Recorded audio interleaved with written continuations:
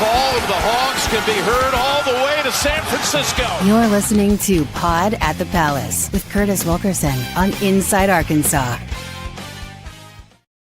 What's up, everybody? Welcome into the Pod at the Palace post-game live reaction show presented by SARACEN, Arkansas's #1 sports betting app. Curtis Wilkerson and Andrew Ellis here with you to break down Arkansas's 88-84 overtime win at Missouri.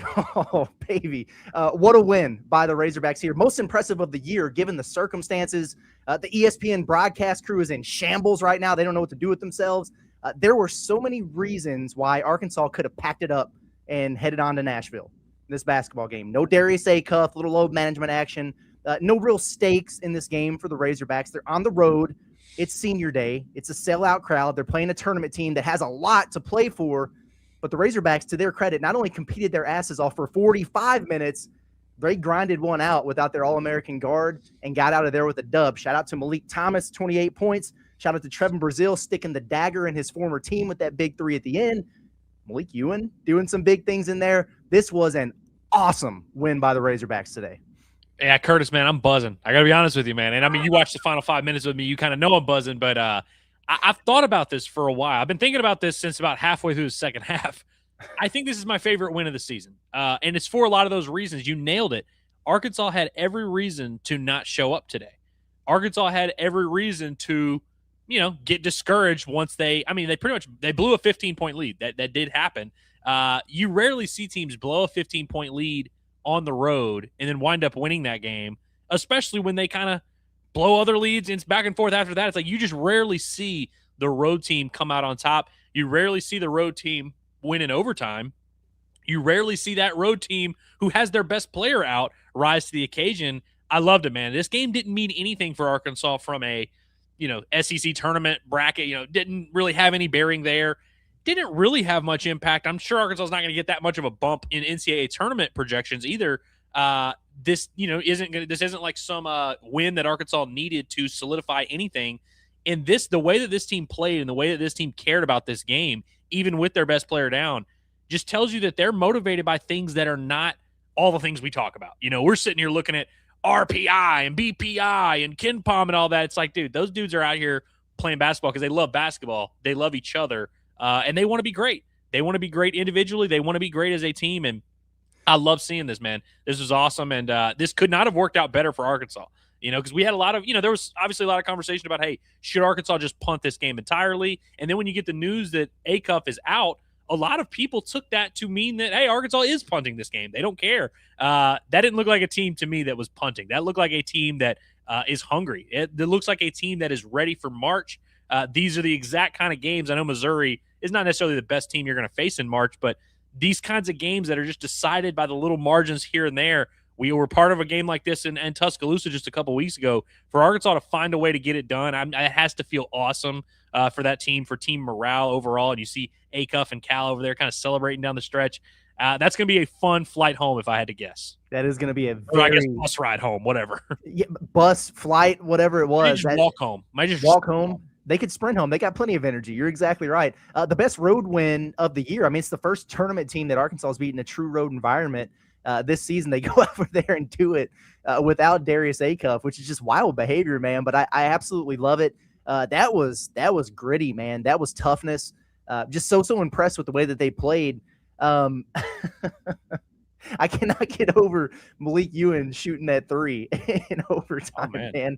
I know he's knocked down a few of those. I remember talking about it over the summer of like, in practice, he gets his feet set and he's really knocking those things down. But to make that in that moment, and then for Trevin, what did we say, man? The only thing that could have been sweeter for Trevin than the way he went out at Bud Walton Arena is to go stick it to his former team on the road at Missouri. And he did it. My God, that was a lot of fun to watch. I think DJ Wagner deserves just a ton of credit in this basketball game. Most times, if your All-American point guard doesn't play and you got to go to the backup, that's a bad deal. But not many backups are 3-year starters in the SEC. And I thought DJ did a great job of just being poised. And he brought kind of a calming, he had a couple turnovers and stuff in there, but he brought a calming presence out there to the floor. And you just felt a lot more comfortable. I felt more comfortable from the start than I thought I would with DJ out there kind of commanding things. It was great to see Malik Thomas get going. A whole lot of fool's gold today from Malik Thomas, but he was out there ripping threes. We've been asking him to do that. Stepped up in the moment. He didn't get everything to fall. 9 of 22. It wasn't the most efficient performance in the world, but 5 of 6 from 3. He gives you a SEC high. I don't remember if that ties. I think that ties his career high. 28 points right there. I mean, just look at some of the box. Like Trevin with 19 and 9. DJ with 10 and 5 assists. So many guys here. Malik Ewin, for 34 minutes of the game, I thought he was awful. And then he really picked it up there down the stretch. You look up at the end, he's got 17 points and 9 boards. So all these guys contributed. And Andrew, it felt like we were trending towards Alabama all over again. Billy fouls out near the end of regulation. You're like, all right. So now there's 5, and then there's Sealy out there. And then Pringle goes down there in overtime. And then, all right, well, in comes Sealy. And you could just see the attrition starting to play on, but they overcame it this time and picked up a hell of a win there. Yeah, I think this wasn't the best game Malik Ewin has played as a Razorback, but I do think it's the most important performance he's had, and for that reason that most of it happened in the final 4 minutes of regulation and then 5 minutes of overtime. I mean, at one point he had like 4 and 3, and it was very late in the game. And then all of a sudden he makes a couple plays, and you're like, oh, wow, he's got 8 and 5. Not bad. Ends up with 17 points, had a couple huge dunks in there, had a couple tough defensive rebounds that Arkansas needed. In a game like this that's separated by one possession, every defensive rebound, even if it's uncontested, feels massive. He and TB both came up with some huge ones. Nick Pringle even made some plays in there. But, yeah, Malik Thomas, as soon as we knew that Darius Akuff wasn't playing, that was the first guy that we all thought of where we were like, this means Malik Thomas is going to have to cook a little bit. And not only was he ready to do it, he did it. 9 of 22, I'm sure someone's going to point to that and say, oh, it's, bad shot diet or whatever. Nah, dude. If you watch the way that Missouri defended Malik Thomas, that's what we've been all waiting to see. And we see it every now and then when he gets hot. But all of a sudden, when that dude crosses half court, you see guys scurrying to make sure, oh, hey, wait, he's going back. Oh, watch out. They were completely – there was a stretch in the final 2 minutes of regulation. They just wouldn't let him get the ball. Yeah. And then he finally did, and as soon as he touched the ball, boom, buries a mid-range jumper. Missouri felt that. For all 45 minutes of this game, they felt the presence of Malik Thomas. You mentioned DJ. I texted you at halftime, and I was like, DJ hasn't been bad, but I'd like to see him kind of get this game under control. You're a junior point guard. You've been in a lot of these games. I want to see you play with, kind of control the tempo, control the pace. That's what I felt like Arkansas missed. Darius Akuff averages 22 and 6 or whatever. You missed the production, and you missed a guy that can go for 30. I thought they really missed his steady hand. This was a very high turnover game for Arkansas. This is a game where they kind of did not really have their finger on the pulse of how fast it was going to be, but I thought DJ was a lot better in the second half.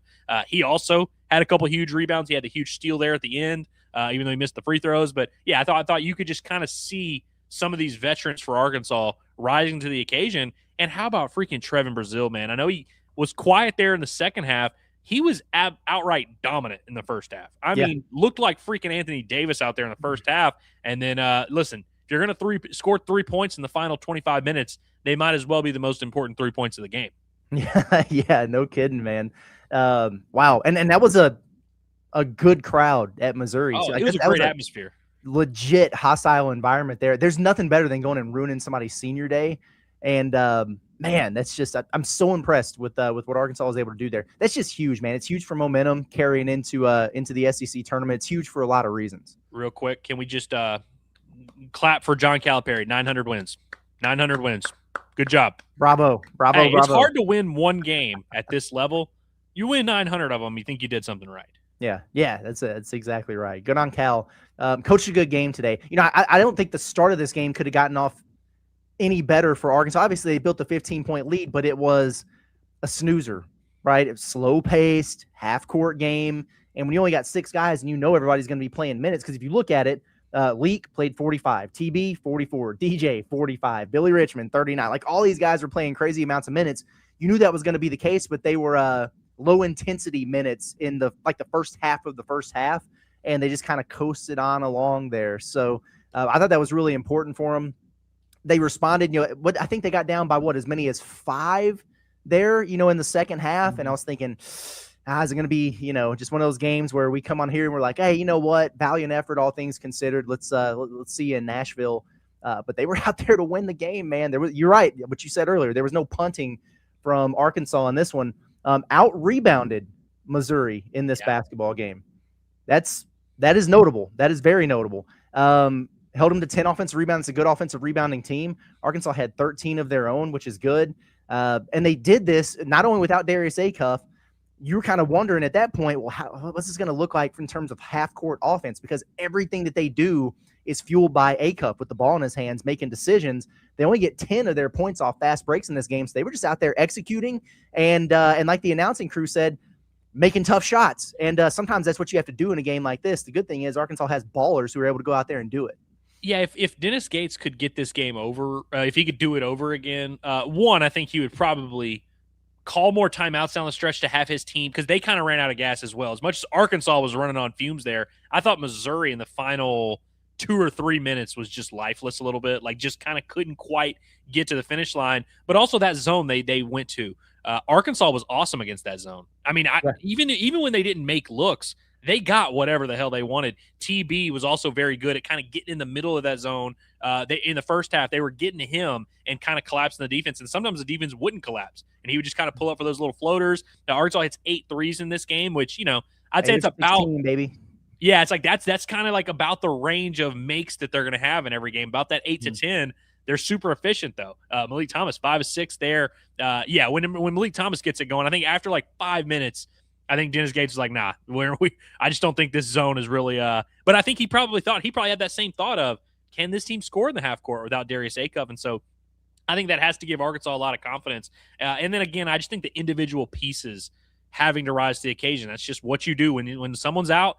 Everyone's got to be a little bit better. And we've wondered at several different points in the season if Arkansas was a little too dependent on Darius Akuff, on Malik Thomas, on whoever. And I think this definitely has to make everyone feel pretty good. And I think defensively, Arkansas, they ramped it up a notch without Darius in this game, which I don't think is necessarily a coincidence. But I think there's a lot that Arkansas can take from this game and harness and carry forward. And you're not going to have to play 45 minutes. You're not going to have to take 22 shots the way Malik Thomas did tonight. Like, there's a lot of things Arkansas did in this game and did well that they will never be asked to do again. And I just think that has to give you a lot of confidence. It's also another game that we can add to the tally of big man pops off against Arkansas, and you kind of think, oh, that's going to be their undoing. And they win despite it. That's just kind of what they do. Yeah, they tend to figure that out more often than not.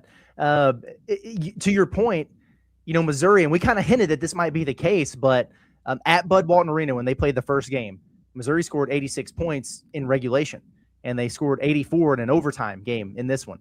At Bud Walton Arena, they shot 55% from the field for the game, and on their home floor, they go 47%. At Bud Walton Arena, they hit 7 threes. Here, they hit 6. And so you just kind of keep going on down the line there, and Arkansas was better across the board on the defensive end of the floor in this basketball game in a road environment. So that impresses me. I'm telling you this right now, John Calipari is about to be in his bag. He's going to be deep in his bag in this press conference. Think about all the things at play here that go into this, right? What was the winning lineup in overtime? 3 bigs. 3 bigs. What, dude, I actually wondered, Curtis, when Pringle fouled out, I was genuinely wondering, I'm like, will they put Sealy in or will they put Elmer in? I actually thought that to myself because I was like, they've been, in like against Missouri's kind of big lineup. They had those 2 bigs in there, which by the way, I couldn't believe they couldn't foul out Phillips. He got 4 fouls with like 20 minutes left. What the hell happened? Who knows? But I'm almost not even mad about him being out there. You know what I mean? Yeah. No, I know what you mean. And I know it sounds silly because he wound up having what do you have? Yeah, 13 and 10 or whatever. But it's almost like they would otherwise go smaller probably and have Mark Mitchell, at the 5 and Pierce, who's a floor spacer. Then you just get spread out and they're driving it at you. And I'm not necessarily crazy about that, to be honest with you. Yeah, it was chaotic, but yeah, I do think there's something to the mental side of Arkansas forcing these teams to just play big. And it's like, hey, that's just how you're going to play. You mentioned Missouri and kind of it played out pretty similarly in terms of the shot distribution. I think they made 6 threes in Bud Walton. They make 6 threes here. And I don't know, man. It's just crazy how Arkansas finds comfort in these weird games where it looks like they're getting dominated at different times. And you're like, man, they just don't have any answers. But then when they need a stop, they find a stop, man. It's unreal. And I feel like all 3 big men, Trevin, Pringle, and Ewin, should just feel a little bit better about themselves coming out of this one. Even Pringle, man. I know he only played – it's crazy. It felt like he was in the game a lot. He only played 16 minutes. But I feel like he made his, like, 2 or 3 plays that we asked for where we're like, hey, we don't need much. Just 2. I think you tweeted at one point, if Arkansas gets anything from the center position, they're going to be okay. They got anything. That's all they needed. Yeah, no, that's exactly right. It's been I don't know if I would call it a banner week for the front court, but after what happened at Florida – this is about as well as you can anticipate them responding. I mean, because you played 2 really solid front courts after that. You know what I mean? It's like Texas, they got Dalen Swain and Volkatitis, and you wound up handling that one and winning in blowout fashion. And then this one, Mitchell, who does this to everybody, including Arkansas. Like, he will go down as one of the all-time Razorback killers, but you found a way to be able to navigate that. And you look up at the end of the game, and you lose in the paint by 4. 48-44. You control them on the glass. It wasn't like you were giving up a bunch of offensive rebounds. I thought all 3 of those guys contributed to the cause when they needed to. And, Ewin just he cranked it up about 15 notches there in overtime. That's fine. We'll accept it there. But a good performance, man, by Arkansas. Just looking at some of Mizzou's stuff there, I can't imagine how pissed Dennis Gates is after this game.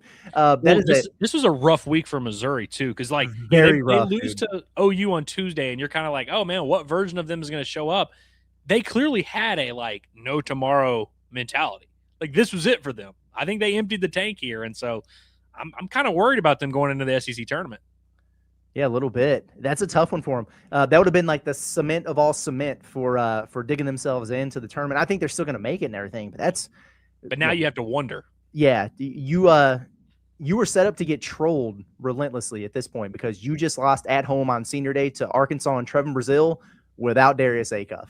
You're just going to have to eat it, man. You're just going to have to wear it, Mizzou fans. I'm sorry. I don't know what to tell you. So, Curtis, this is a perfect time for us to address the commentary because I remember the first thing that was said as the ball was being tipped off by the announcers, and I don't even know the dude's names. I really genuinely don't.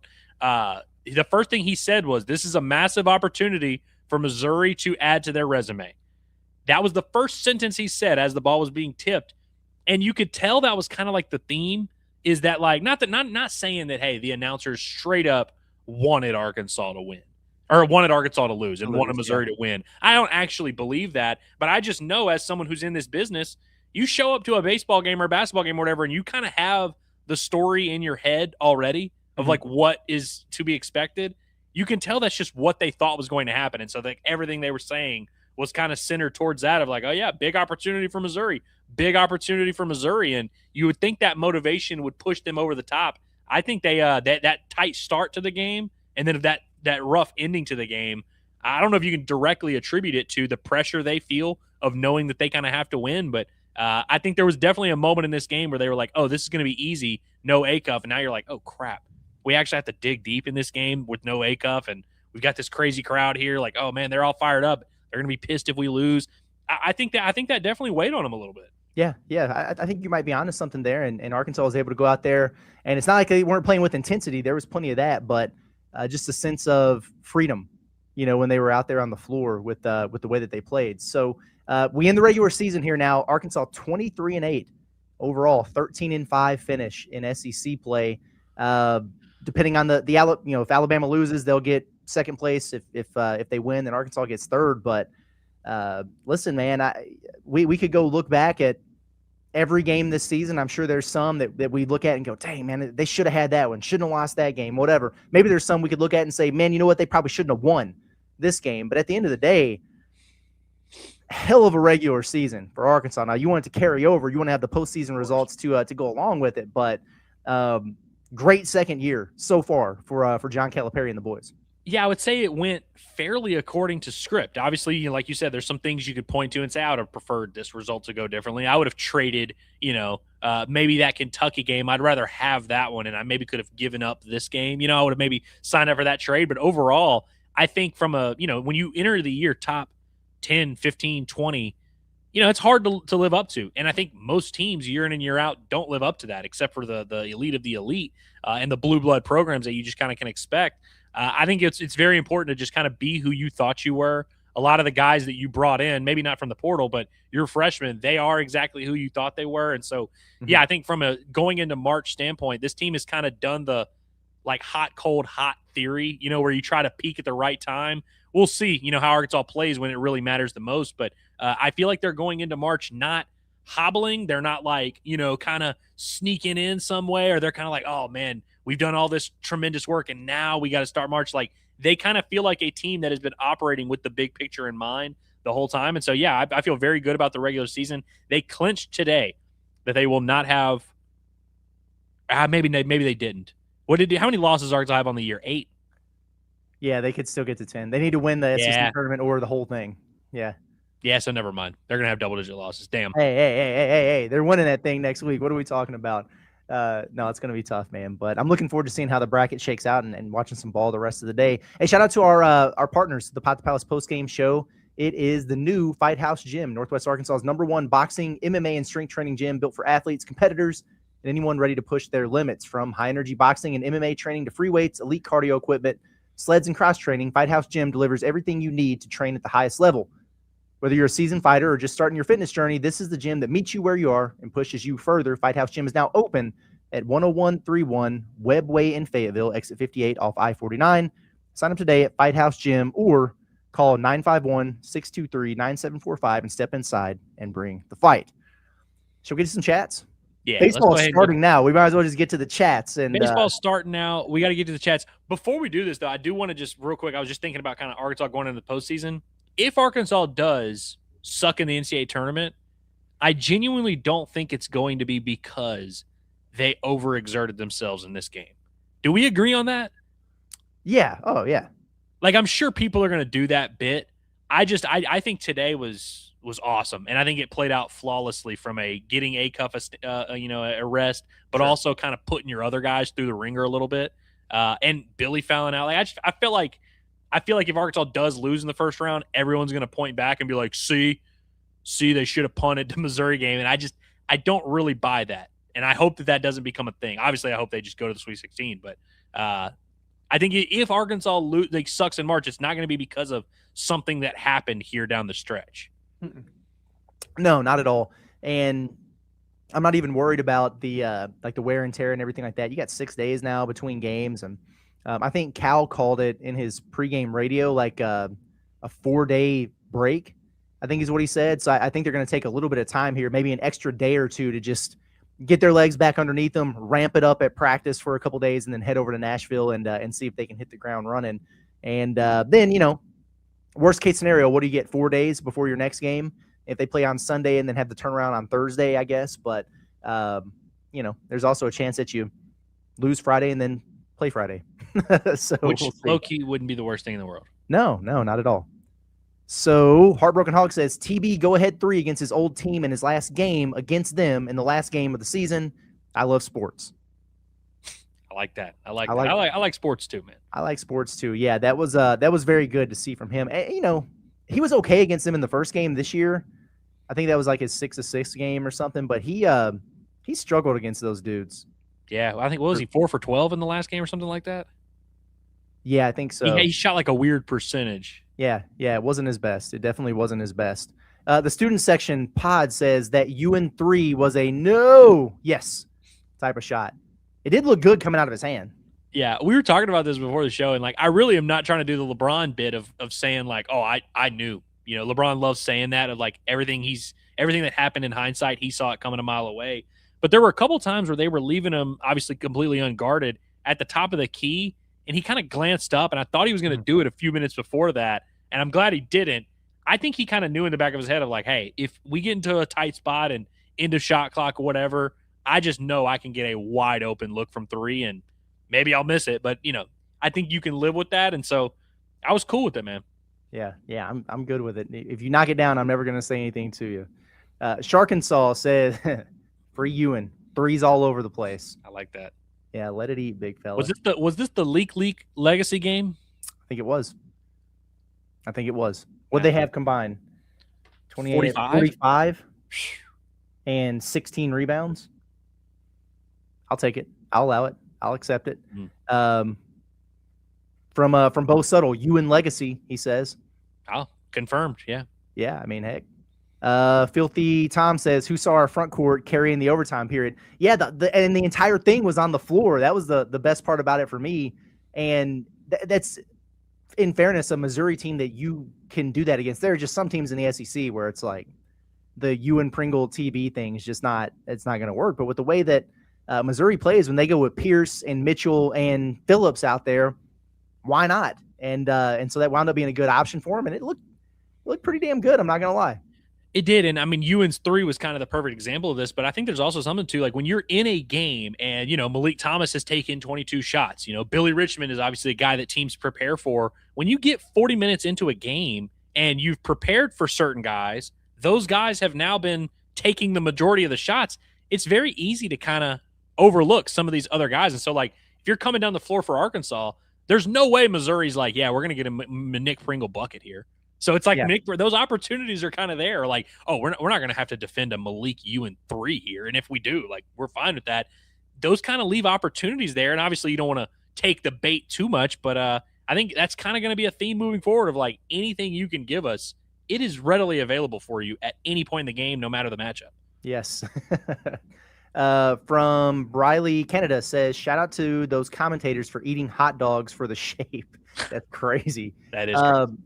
The one guy in particular, Crispin or whatever his name was, that dude sucked, man, from start to finish. I mean, it started with the fool's gold thing, and he's like, oh, well, the footwork from Malik Thomas. First of all, that was a high-level shot that he made that this dude was bitching about, and then he kept going back to the well. Well, here's T.O. Barrett's one of the best defenders in the SEC, and Thomas drives right into his chest and finishes a runner over the top of him. Well, it's fool's gold. Starts making all the threes. So he was really on Malik Thomas's head. And then it was just Arkansas. They're chasing the game right now. Oh man, why are you helping off a trip here? Why are you doing this? Why are you doing that? This is fundamental. And it's like, damn, it's crazy that they're playing so bad and they're winning this game on the road without their best player at halftime. It's wild. And he never got off of it. Yeah, fool's gold is when you have a guy that, like, you as a team are prepared to let shoot, and he maybe knocks down a 3 or 2 early. Right. And you're like, okay, this is fool's gold, because that's not something you're going to rely on consistently. And frankly, your opponent would like that. And I'll throw it back to the Missouri defense aspect. They would not want to live with Malik Thomas runners. They don't want to live with Malik Thomas threes. They don't want to live with Malik Thomas layups, like free throws, although he didn't go 1 of 1 down the stretch. Like, they didn't feel like it was fool's gold. They were defending him like their lives depended on it, because it did. Yes, no, that's true. How did that work down the stretch at the free throw line? So it was Ewin first. Did he miss both, or did he split, or did he miss a 1-and-1? Is that what it was? I think he missed a 1-and-1. And then DJ missed both in overtime. And then Ewin made 4 straight to close out the game. I think so. And this is all, of course, after Malik Thomas split the ones which, by the way, I know a lot of people were like, oh, if he just makes both, Arkansas wins. It would have changed everything. It changes completely how Missouri handles that next possession. Yeah. Which, by the way, speaking of commentators sucking, their commentator was like bashing Dennis Gates for holding for the final shot. And I know Arkansas ended up kind of throwing the 2 guys at him. They called timeout with 7 seconds left, and they didn't end up getting a good look or whatever. But it's like, I think that was exactly how you were supposed to play it. Like, why would you? He even said, he was like, if you get a good look early, that's fine. I'm like, why would that be fine? In fact, I tweeted mad at Arkansas at the first half because they were running their offense with 24 seconds left. I'm like, why are you doing that? And now all of a sudden Missouri gets a look. Why would they have not held? It was a tie game. Why would you not hold for the final shot? 1 second difference between shot and game clock. Eliminate any chance of losing the game in regulation. I think they played it exactly right. Sure, get the shot up with 4 seconds left or something, so you have a chance at a tip in or whatever. But start at 10 or 11 or whatever you want to do. I know some teams kind of vary, but it's like, he thought that was like crazy. He's like, the worst thing you could do is hold for the last shot. I'm like, no, that's the only thing you should do, actually. He might not know ball, that man. Steve Bardwell, we appreciate you, says Malik Ewin told on himself. This is a Cal reference, right? Yeah, for sure. He'll probably bring that up. Gosh, I mean, and he was arguably as bad as he's been all season for most of that game. Like, he's going to be a fascinating. Actually, I'll just tell you right now on the report card, I'm just going to choose to ignore everything up until the last 5 minutes of regulation and overtime. But he was bad. If I'm screaming at my screen going, God, get Nick back in there, It's a little bit rough, man, but he figured it out. Credit to him. But that's the thing with Ewin, man. He's kind of like some of these other guys on the team, but when he flips the switch and just decides, you know what, I am all in on winning this basketball game right now, he's as good as anybody in the league at that position. He truly, I mean, you just saw it, but he just tends to have these brain fart, for lack of a better term. He just loses focus, and then the energy goes away. He doesn't get a call that he wants, and then he just kind of tucks into a shell, and it gets ugly on him. But the more consistent he can be, the better he's going to be. This is not breaking news, right? Like, we've known that the entire year, and it's been a roller coaster. It just so happened to be within the flow of a game, which is rare for him, because usually if he gets off to a rough start, you just know right away, all right, well, not getting anything from Ewin in this one. And it was trending that direction, but he found a way to figure it out. So good on him, I guess, for that. I think the most impressive part for me with Ewin was that a lot of the best plays he made were like toughness plays, were like physically imposing. Like, it wasn't like, I know he hit the three. And I think he had a couple little layups against, man coverage or whatever. But it's like he really wasn't even like, if you think Ewin had a great game, you'd probably think, oh, he was probably really cooking in pick and roll and really, getting looks to go offensively. He was getting tough rebounds. He was out there fighting, throwing elbows, getting little offensive tip-ins and stuff like that, and tipping the ball to TB and all that. Like, he was making a lot of really tough plays. And that's where it's like, you have no reason not to do that anymore. Exactly. Saved the game by getting in on DJ's miss there at the line. That's the only reason he wound up getting there himself. So BDJB says, fool's gold by the Razorbacks. Yeah, fool's gold type of win. It's a good one. That's going to look good on the resume. And one of the things, Andrew, that I was talking about on the show this morning is it sucks that, and I don't know how you would go about baking this into the algorithms or whatever, but for the nerds out there, KenPom, Torvik, BPI, they don't take into account missing players. Right. And so, like, if you look at the line from Vegas, and Arkansas is, I think it closed at 2.5-point underdogs. But if you go look at those, like, the analytical projections was Arkansas to win by 4. Arkansas to win by 4 on all those things. And so it's like, well, that's going to suck if they're without Akuff and they play a competitive game and they get dinged in the metrics. Well, now they did exactly what they were supposed to do, to the point where we're going to be pissed saying, how did they not jump up higher? They just beat this tournament team on the road without Darius Akuff. Just letting you know right now, that's not how it works, but they're going to be just fine from that standpoint after getting this one done. Who was it, Curtis? There's some program that recently I saw a reporter that covers the team that was like, this coach and his team, they do not use any KenPom because KenPom does not account for injuries. And I remember seeing that and being like, that's kind of weird. But now I'm thinking about it, I'm like, if you're going to make your entire career off of having this foolproof algorithm that accounts for everything, how can you not account for the best player in the country not playing? Yeah. Like, that's kind of crazy. Right. Yeah. I bet Texas Tech is probably feeling that with Toppin, and North Carolina is definitely going to be feeling that tonight with Wilson out. They're covering, by the way. They're covering 17.5. That spread is way too inflated. A lot for a rivalry game like that. I know he's their best player, but dang, dude, that was crazy. From AI Comedy 228 says, Thomas really getting to stand out was fun to see. Yeah, when you lose an alpha like that, that's always going to be tough. But in the case of Arkansas, you have another one who's just waiting in the wings. And my thought process going into this was Malik Thomas. He's unflappable. It's like Callis said. There's no way you can convince them that a shot is a bad shot or that they've done anything wrong, because that confidence is just it never wanes on them. So for Malik Thomas going into this game, he was chomping at the bit. He wasn't biting his nails. He was ready to go. That is a competitive in his face throughout the game. Like, that dude was not wavering. He was ready to roll. He was annoyed when he wasn't getting the ball sometimes. Like, he almost, like, if you watch this game with no context, you would think that Malik Thomas was the one averaging 25 points a game and was like the guy that his whole team runs behind, just to kind of show you that he has that capability. And I thought it was an awesome performance for him today, and I love that, man. I love it. Shoot more threes. You talked about how this game couldn't have worked out better for Arkansas. It couldn't have worked out better for us either, because Monday we'll be at a Blue Ember Smokehouse in Rogers where we will be able to ask Malik Thomas about what just happened. And so we're really excited about that. 7 p.m. at their location in Rogers. Malik Thomas and Amir Brown will be out there for a little Q&A, a little meet and greet with the fans. Fans will be able to ask some questions and everything. Should just be a a pretty chill, relaxed night out there before these boys head over to Nashville to begin the postseason. So make sure you come hang out with us. Make sure you go get some Blue Ember. They got 6 locations throughout the state: Fort Smith, Jonesboro, Texarkana, Little Rock, Hot Springs, and Rogers. You can also check out their website for catering and pricing information where they can take care of. You see the phone numbers on your screen. You can also scan the QR code or go to their website, www.blueembersmokehouse.com. All right. Is it like 4-0 yet in the baseball game? No. Ryder Helver just got walked with 2 outs. That's all that was going on. 100 Deets shoving first inning for sure. Okay. I like that. This has got, I mean, it's going to be 4-0, right, in the series? Yeah. No, they're gonna sweep here. They're locked in. I like that. Lanky says the Trevin FU3 was poetic. Ewin willed those free throws in. Dub. Yeah, that was poetic. I think what was poetic about it, for a guy who always has seeming, like identity issues and kind of confidence issues, and sometimes you kind of just never know, that was the least amount of hesitation I've ever seen from Trevin when it comes to taking a shot and being ready for it.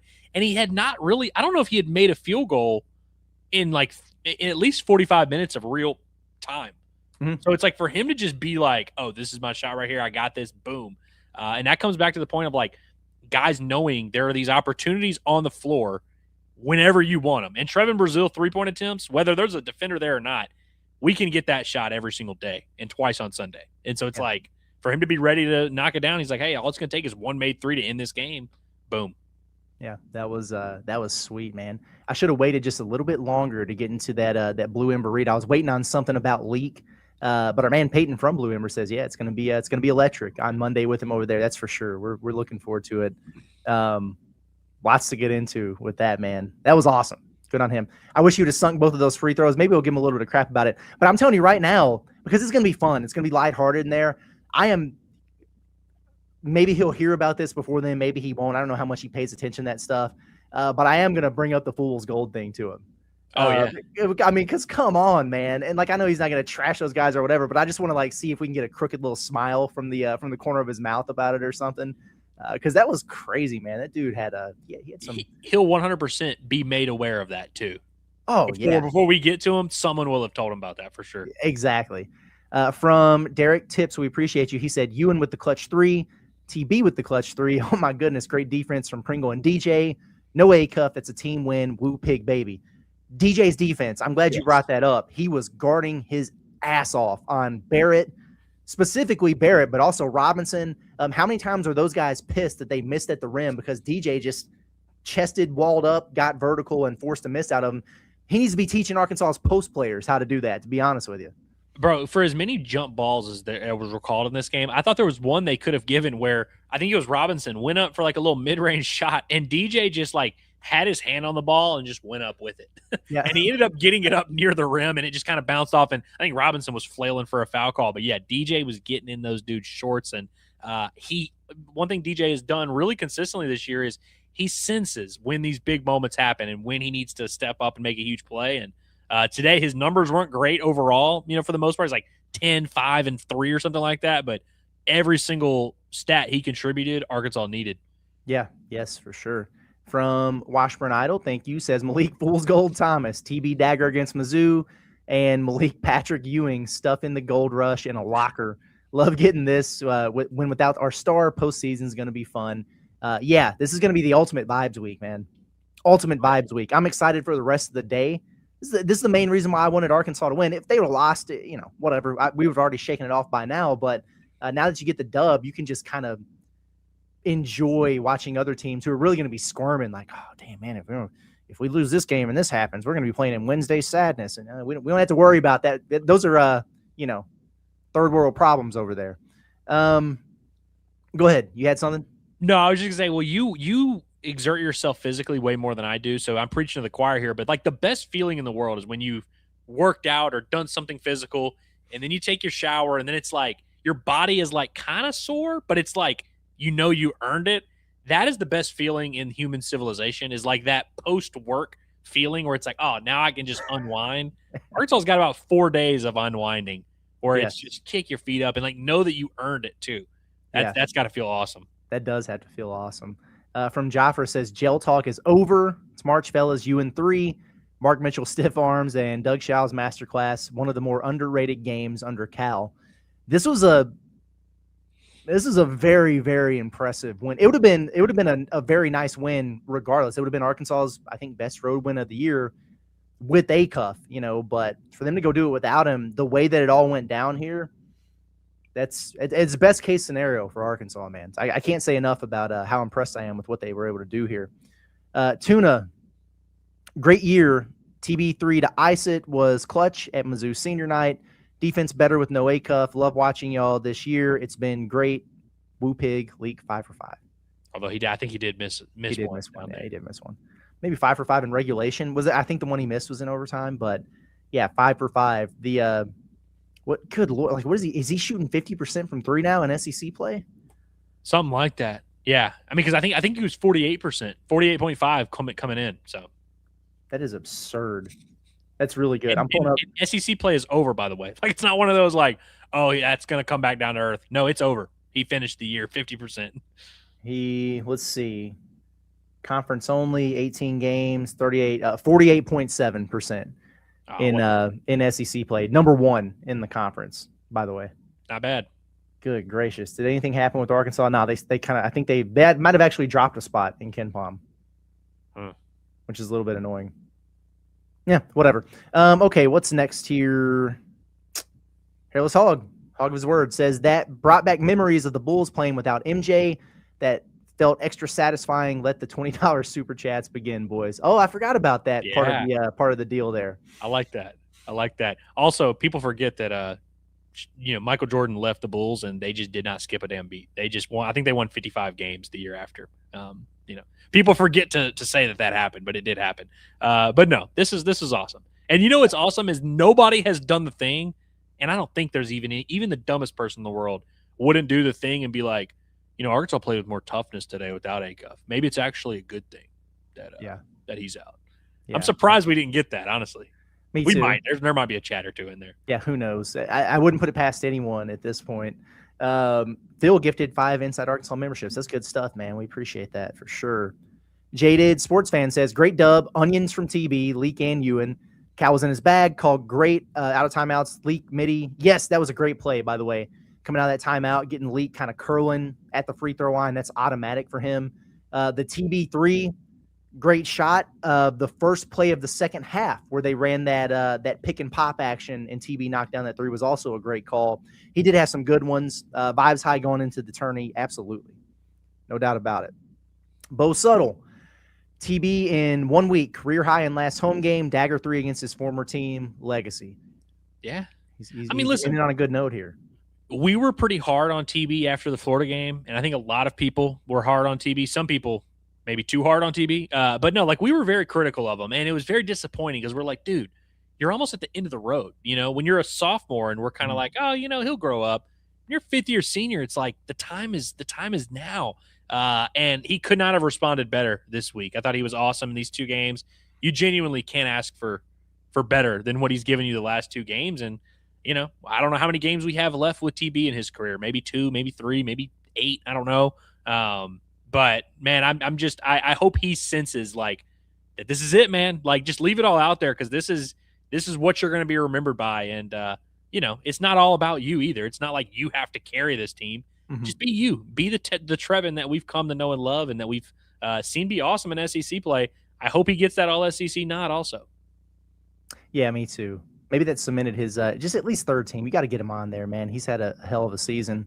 From the student section pod says, Phil gifted me a membership as poetic as TB's 3. Well, I'm glad that you were on board now. We know that you're one of the real ones. Appreciate you. Absolutely. I can't believe student section wasn't a member before. What were you doing, buddy? Kind of thought that has always been the case because we bring up the chats all the time, and you know the rules. Super chats get read first, so it's like I don't know, but we appreciate you. Speaking of John Neighbors, he says didn't get to watch but saw the final score.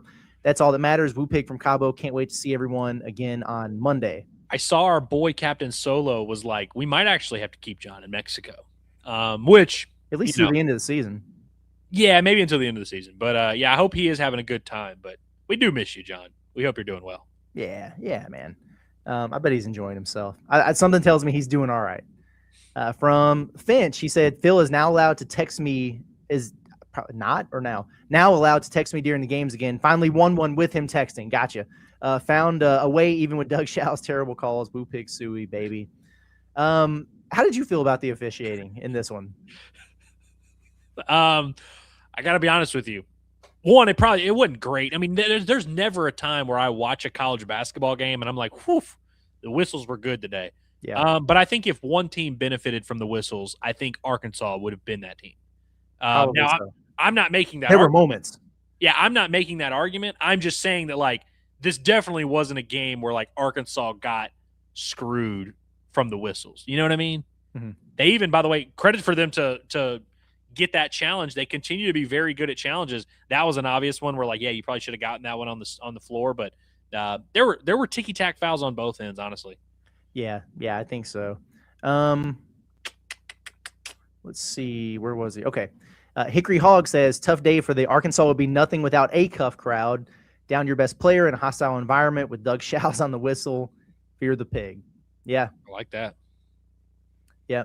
Man, it's got to be so big for the confidence of these guys. Like, how good, and if you're any of them, Leak being able to perform in that moment, Ewin to be able to have that happen, DJ, where it's like, because a lot of the, whether it's fair or not, because when he has to step in and replace Darius Akuff, some people look at it and go, oh, he's got to be Akuff, and most of us know, well, that's not really the case. Like, it's got to be a team effort to kind of replace that, but the spotlight is going to be on DJ in those moments, and he's been a heavily scrutinized guy anyway. So for him to be able to play well and lead the team to a road win like that, I mean, these guys, there have been times this year, just a few, where we've kind of wondered, how are they doing now? Like, how are they holding up after Florida a week ago? We were like, damn, is that one going to carry over for them? Is the confidence shaking? What's the psyche like? And it's the exact opposite of that now, where these guys got to be feeling really good. They are probably going to be kind of pissed. They'll embrace getting the rest and everything, but I'm just saying this: by Friday, those dudes are going to be ready to get back out on the floor again. There's no doubt in my mind about that. Yeah, I think that was maybe my favorite aspect of today's game, is just how much fun they looked like they were having, but also like how much they gave a shit, man. Like, they were just fired up to be playing basketball today and on a beautiful Saturday here. And yeah, that's what sports is all about. Any great team, you have that concept of like, oh, anyone can be the hero on any given day. Anyone can step up, and throughout the course of the season, we're going to need you to step up a few times. We're going to need you to step up, and you're going to have to carry us every night. You look at Darius, but it's like you really do need everyone in that locker room feeling like, I can be the guy to swing this game. I can make the plays that completely change this one. And I think Arkansas's got a lot of those guys on their team, and you need all of them kind of rolling. And what's going to be awesome is they're going to get to March and find out Akuff's just going to carry you. Like, you don't actually need to be that good, but just to know that you could be that good is nice. Yeah, take a load off, man, for sure. Shout out to OZK Insurance, by the way, another one of our partners here for the Pod at the Palace postgame show.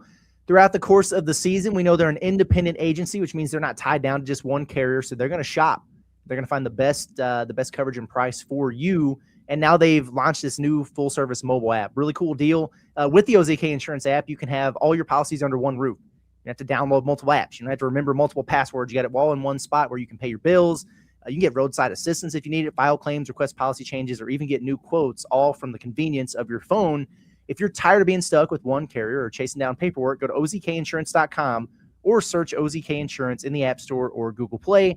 It's a local agency with national level options, one powerful app. That's OZK Insurance. All right, continuing to roll through some things here. Appreciate everybody for hanging out with us on this Saturday. Multitasking a little bit because I know people are watching baseball as well. Any pertinent updates we need to get to? No. Okay. Stetson has a guy on with 2 outs, but Dietz is in a 1-2 count. He's throwing the ball really well. He's going to get it easily. No worries. I like that. I'm gonna take your word for it. I believe it.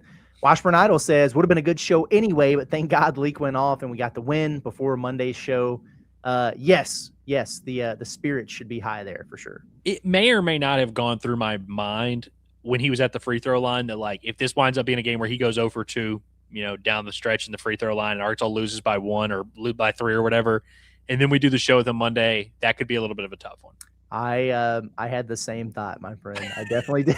Because like we wouldn't ask him about it, but then people would be like mad at us for not asking about it. It would have been a disaster. It's not that kind of thing, people. But yeah, exactly. That thought absolutely crossed my mind. Not right in the moment, but as soon as his Gates called that timeout to ice him a little bit, and I was like, oh God, if he misses this one, it might be. But I he think made it. Icing him probably helped low key because he kind of just got to reset and be like, all right. I want to ask him. I'm going to ask him about that.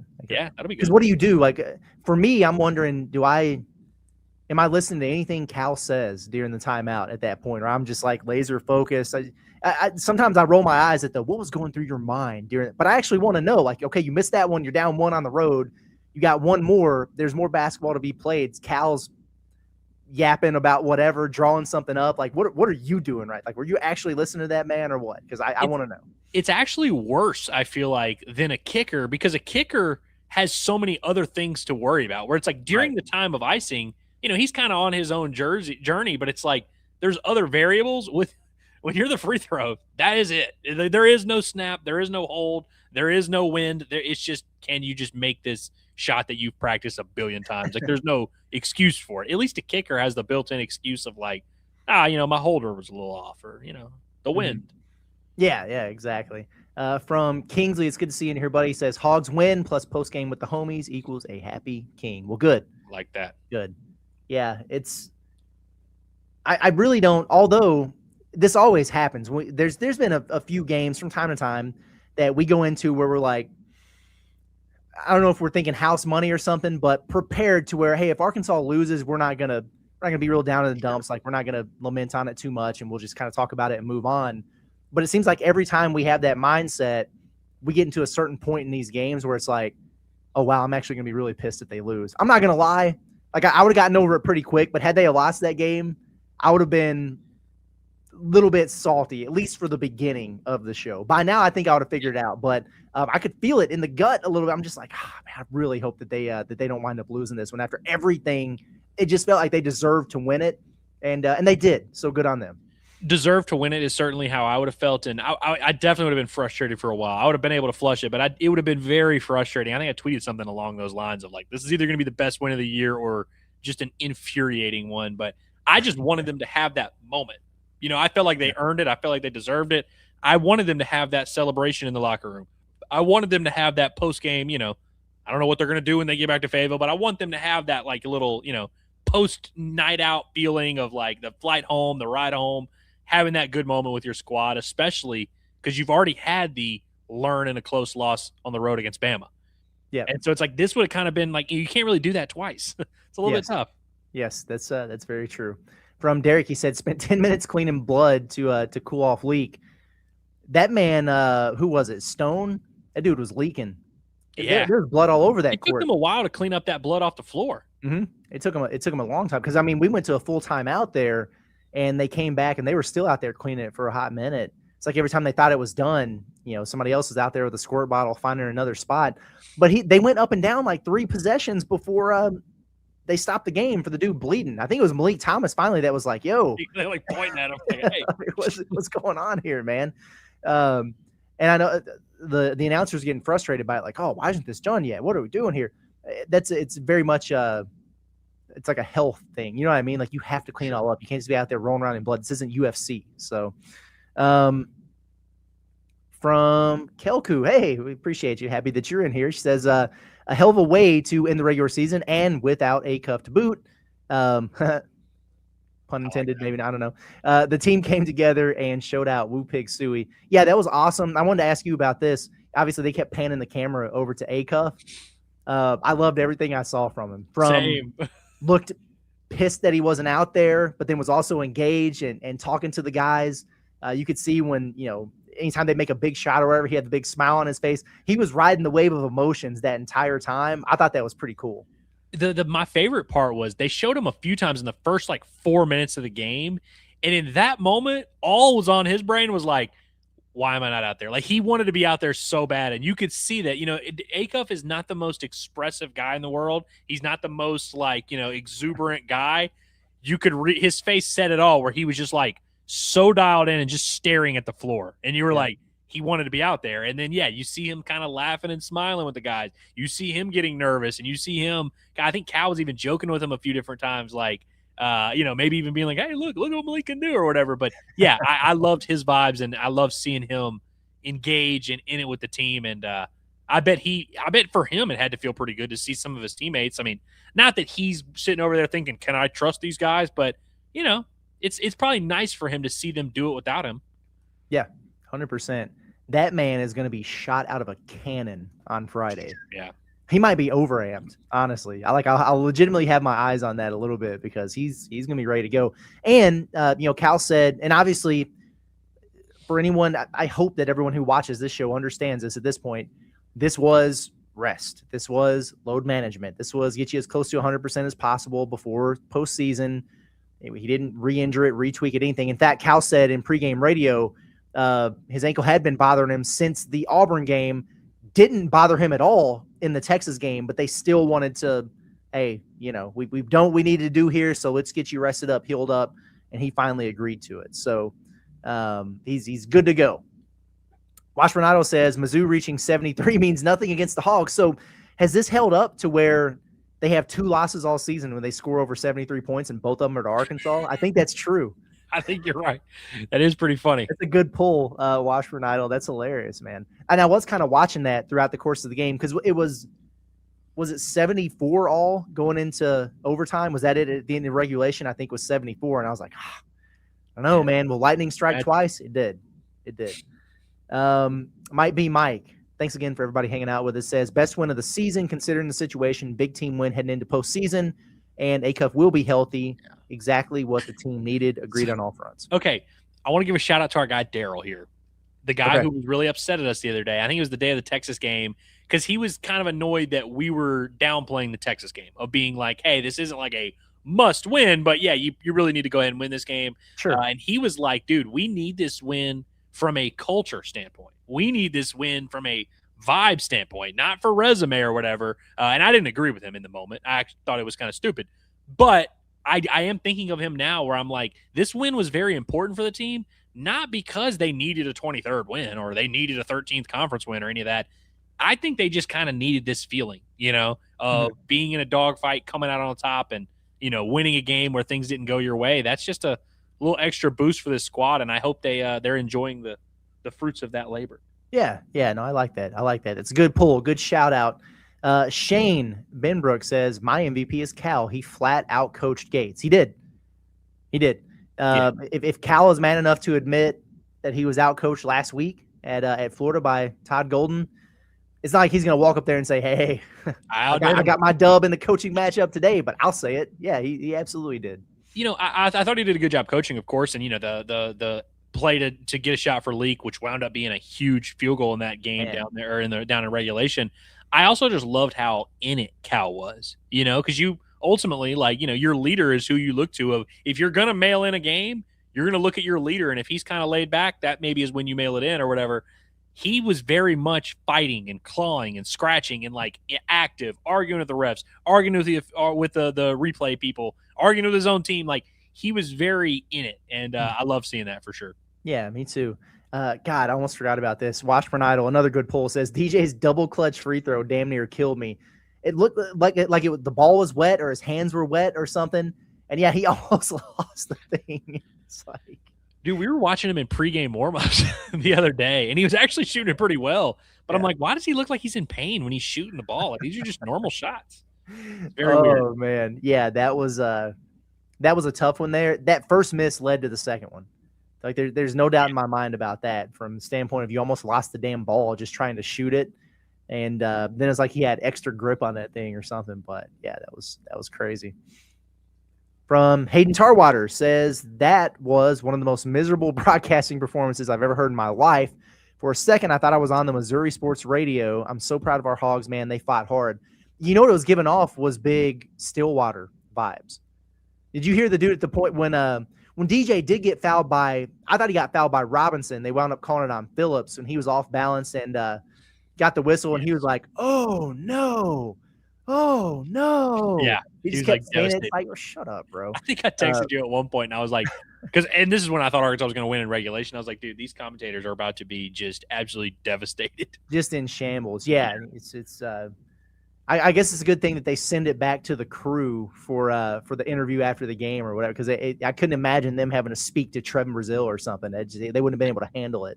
And listen, I genuinely, I'm being serious. I don't actually think that those commentators like woke up this morning being like, man, I hope Arkansas loses. I really don't think that's the case. Right. But I think they need to be, held accountable a little bit of like, hey, you were a little bit weird on this broadcast and you killed the vibes multiple times. And you were like, you kind of made it clear that you had a predetermined thought in your head of how this was going to go down and you couldn't shake it until it literally happened in front of you. Mm-hmm. Yeah, it was weird. Jaded Sports Fan says negativity after a dub like this is mind blowing. I know that's not directed at us. I don't know who it is. Probably Ryan. If I had to guess, is, very upset with TB after this game. Yeah, Ryan. This is just a bizarre game to choose to be mad at Trevin Brazil. I understand that there was some separation between his 16th and 19th points. And so, yeah, if you want to say he was really quiet until he hit the game-winning three, okay. Or you could say, well, he kind of tapered off after he was completely dominant in the first half. Either one of those are perfectly fine sentences. It's hard to sell me on that. Yeah, I feel you. David Gunn sent a super sticker. Hell yeah. I like that. Thank you. Super sticker. I like that. Yeah. That's cool. That's big time. From sometimes I felt like those because it's a thing that usually shows up. So, but thank you for that. We do appreciate you. Walla Walla Hog says, still think we need a win in the SEC tourney to get off the bubble. Go Hogs. It was my favorite bit last year, man. Hogs are one win away from lock status. Achieves win. One more to be one safe. More win. Yeah. Arkansas is not safe heading into – we're just like, what do they have to do, man? Let's see. Hickory Hog back in here says 9 wins away from an SEC and national championship. I like that. Wow. I would sign up for 9 more games of with this Razorback team with Darius Akuff back. That would be a lot of fun. For sure. I know that sounds pretty daunting, but there's 3 full weeks worth of rest spaced out in between those 9 games. So sign me up easily. Yeah. From Hayden Tarwater says, Curtis, can you please give Darius a grade tomorrow? You could tell he wanted to be in that game so badly. He was literally another assistant coach. Yes, I can do that. I can do that, and I will do that for you. I like that. This is another example of us talking about something, and then 2 minutes later, a super chat that would have lobbed us up perfectly for it. Because this is exactly what we were feeling. Everything we said a minute ago is in response to this super chat that you've sent. Thank you for that. But yes, I will grade that. Appreciate you. Bo says TB Player of the Week. Ooh. And then Leak Freshman of the Week. That's possible. Yeah.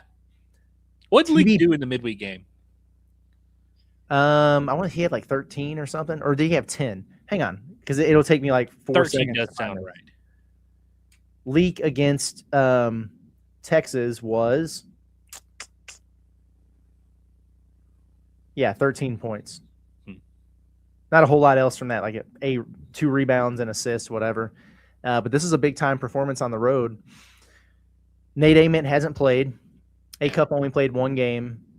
I don't know what any of these other freshmen did, but maybe. A lot of people said Player of the Week is live, though. Yeah. From Trent, I see we've got the follow-up here from him as well. Appreciate the super chat. He says, the only negative to me is my confidence in Sealy is not as high as it was coming into this game. Seemed rattled in the first half with the defensive lapses on the 3. And then the turnover. Yeah, that stinks, man, because if we were wondering why Arkansas continues to lose bodies and they don't play Sealy more, you got your answer in there today. Although, hey, he was in there on the action at the very end when Arkansas was able to pull out that win. So good on him for that. But they turned to him there with the final 3 minutes or whatever it was in the first half, and just kind of inexplicably helped off of Pierce, who's a dead-eye shooter, and kind of lazy double in there in the post. He gets popped for 3. Then he was ball watching, and Pierce cut right in front of his face, and he had to wrap him up and foul him because he got burned on the play. Traveled on the catch there. And it was a nice move that he made and everything, but it's kind of like one thing after another. Now, mixed in there, he did get out in transition. He threw that lob up to Billy, I think it was. So he was in on a play there. But, yeah, I mean, it was noticeable. And what stinks about it is he has performed for you on the road in spots like this season, but it was at Mississippi State and it was at LSU. This was against a much better team in front of 15,000 people. It hits a little bit different in there, and it didn't go the way that we probably wanted it to. But I feel you. Yeah, I definitely feel you too. I think the thing that the silver lining, and I know this is not to be dismissive of Sealy and his role on the team or whatever, but what is the likelihood that Arkansas is going to be in the NCAA tournament and they will actually need something from Isaiah Sealy? It is possible, and the Bama game would be an example of like, man, I would have liked to have Sealy there. It definitely is possible. You get a couple guys in foul trouble. Maybe you have a weird matchup where you just need to throw different body types. You need an extra wing in there or whatever. Maybe Carter just doesn't come back at all. That's also, something, who knows. But, like, I think the likelihood that Arkansas is in a big game and they need something out of Isaiah Sealy is extremely low. I mean, hell, even in this game, they really only needed a six-man rotation. Right. You know what I mean? And they went overtime. And so it's like game. I'm not saying you won't ever, but it's like I think it's way more likely that Arkansas plays 3 or 4 NCAA tournament games and he's not a factor at all, and they never even consider him. Yeah, especially if Carter comes back. Much more likely that he plays next week than he does moving forward. Maybe they throw him in there, in the SEC tournament if they need to, but I don't think we'll see him in March Madness unless 3 guys foul out, or whatever it is. So, oh well. Fishman says, hitting our 88-point average without Akuff is wild business. Didn't think it was possible. Woo pig. Yeah, that's impressive. Now, it took overtime to get there, but whatever. I'll take it. And, it's pretty damn good, man. Like 49.3% from the field on the road. You'll take that all the time. 50% from 3. They were selective. Didn't shoot very well from the free throw line, so 14 of 22, but that's a good number of getting there. 13 assists without your point guard. That's not where you usually live. Not awful. 11 turnovers is more than they usually have, but 11 turnovers on the road it's really not a bad number. I think they average 9 or so on the year overall. Too many live ball ones that turned into, pick sixes or whatever on the other end. But positive assist to turnover, you score 88 and you're 50% from the field and 3. Okay. I will absolutely take that. From Dustin Hale says, glad that Leak was able to show that he's a first rounder. And it was funny because he had a stretch there where he missed like 3 or 4 in a row around the rim. And I was seeing a bunch of, folks on Twitter that were like, this game is proof as to why Malik Thomas needs to be back at Arkansas next year. And I kind of want to do the classic update thing, but because, I thought that he looked great. But yes, he does need to get stronger, right? And he's getting the weight room that's going to help him with his finishing. But I was really impressed with the way that he was able to get separation, was blowing by guys, and then obviously the 3-pointers was really damn impressive. I thought he was awesome in this game. I want to make a Malik Thomas point, but first, Curtis, are you capable of doing a little duck call? A duck call? Can you impersonate a duck in any way, shape, or form? Quack, quack. Good enough. Quack, quack, quack, quack, quack. That was 2 quacks for each of the runs that Camden Kozel just drove in with a double off the wall and left field. Hey, good. That makes it 3-0 Arkansas in the bottom of the second. And it looks like they're about to get this pitcher who's throwing the ball pretty well, but they've got him at like 60 pitches with 2 outs in the second inning. So they've been kind of fighting him pretty good, and with 2 outs, just got a huge swing right there. But my point about Malik Thomas I wanted to make is, one, this is much closer to being a game that, like Dustin says, proves he's a first rounder than it is to being a game that proves that he's not ready or whatever. You know how Malik could shore up that first round status if he continues to shoot the ball from 3. Yes. My guess, Kurt, and 6 is a fair amount, and he made 5 of the 6. So I would actually argue that 6 is low when you make 5. I would have to guess that he had someone get in his ear and say, hey, the scouts know you can shoot. You got to show other parts of your game. You got to show that you can drive it or whatever. And it's not a crazy premise. I just think it's a flawed one because I think NBA teams don't really care how good he's going to be as a ball handler because he's not going to handle the ball that much in the NBA. A little bit. You need to show that skill set, but like his money will be made by being a high-volume 3-point sniper who can play pretty tough on the defensive end, get some rebounds for you. Maybe you fill out the frame and Mary's a secondary ball handler. I think that is where his future is. I think that is what NBA teams want to see from him. Whoever he plays for next season will be asking him to shoot 7 or 8 spot-up threes a game. I think if he continues to shoot at a high volume and of obviously high efficiency, shooting 49% in SEC play, that I think would pretty much end any conversation with him. If he can really show that clear identity of a high-level marksman, and we've seen it, and we know it's in there, but I think almost he's maybe forcing the long twos too much. A little bit, yeah, a little bit.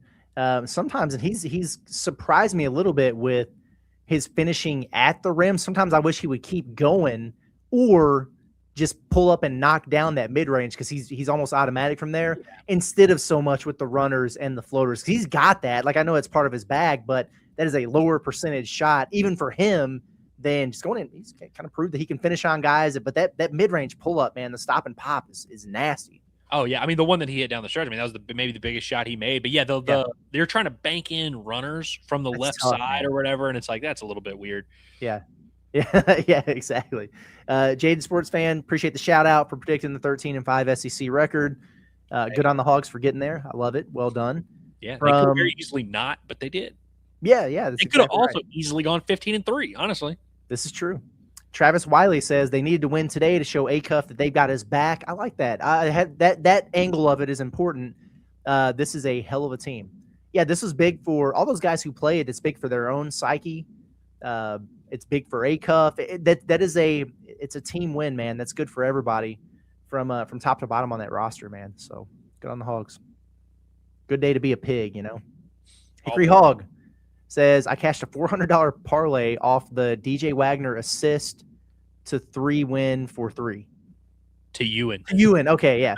It took me a while, a little bit. It took me a second. I've read so many of these at this point, which thank you guys for that I'm like, oh. I think, was it yes, okay. Who said while we were, the live chat's running during the game, and he was like, low key, overtime's not the worst thing for me. I need one more assist. I think it was him. Well, he got his assist. I like that. I like that a lot.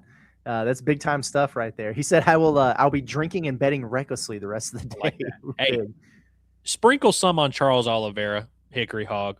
Listen, he's not going to win, and everyone is convinced that he's not. It is actually disrespectful how many people think Charles has 0 chance in this fight. It is disrespectful. He's a legend. He's like plus 300, Curtis. It's getting crazy. Plus 300? It's not quite, but it's right around there. Gotcha. I don't know how I did today. Malik Ewin helped me out in the end. Malik Thomas definitely helped me out. I think I missed on DJ. I can't remember if it was 9.5 in an Arkansas win or 10.5 in an Arkansas win, but I think I might have just missed that one. Oh well, whatever. From the Intruder Flies says the basketball gods are once again smiling on the Hogs now that Nolan is getting his statue. Final Four or bust. You know what? I'm in. This is the last super chat that we have, so this is the last one for the day. That's what I'm talking about right there. Yeah. No, listen, we thought for a while, there was a lot of people who felt like there was a little bit of a curse, and that putting Nolan Richardson's name on the court lifted that curse a little bit. And I mean, the proof is in the pudding. As soon as they did that, they rattle off more NCAA tournament success than they had since he left. I think there's maybe a little something to this. Like, obviously, if Arkansas wins a national title, it's not going to be because they announced the statue, but I think you gotta help the basketball gods as much as you can, and they will definitely. That's Nolan Richardson's one guy at the basketball gods, 1,000% unequivocally. They're on his side. Like, yes, yeah. There's polarizing figures in this sport, and Nolan was one of those, but he's one that the basketball gods will definitely respect. I love it, man. All right, Andrew, I know you got to get to the baseball watching here, and that's very important stuff. But any final thoughts on the Razorbacks wrapping up the regular season with an overtime win at Missouri? The Akuffless Hogs got it done. Now, man, it just feels good, and kind of going back to what we talked about at the beginning, it's not good because this changed anything, for Arkansas, but it's just good that those guys wanted to win despite all of that. These guys are not motivated by what Joe Lunardi puts in his spreadsheet. They're not motivated by what Evan Mia has to say about Arkansas's bench or anything like that. Like, these guys want to win for each other. They want to win for us. They want to win for the state, and they want to win for Cal, the great leader, man. And listen, how far will this team go? We don't know, but I just like the little formula that we have now put together. Obviously, you're going to add Darius Akuff back to that formula as you kick it into gear next week, and I can't wait to watch this team play again, man. We got to wait a little bit. We got to wait till Friday at 8:30, most likely 8:30, because I don't think Auburn's winning tonight. But yeah, I'm excited, man. I can't wait to watch this team play again, and I look forward to being right back here to do it. Another thing that you can't wait to watch is what I just retweeted, which is the Razorbacks wearing 900 wins t-shirts when Cal walked into the locker room, doused him with water, threw all the towels on his head, and sent his ass right back out the locker room. Dude, I'm going to be on my phone watching Hogs Plus all weekend, man. I'm going to be just scrolling through all the stuff. It's going to be good stuff. That's good stuff. Great day for the Razorbacks. Good stuff. An 88-84 overtime win over Missouri. Feels good to be a Hog today. Everybody enjoy the rest of your day. We appreciate you for hanging out with us. Check out the baseball game. Make sure that you tune into the Bombastic podcast and check out the report card when it comes out a little bit later. For Andrew Ellis, it's been Curtis Wilkerson with Inside Arkansas and the Pot the Palace. Thank you, guys. Next time we see you, it's going to be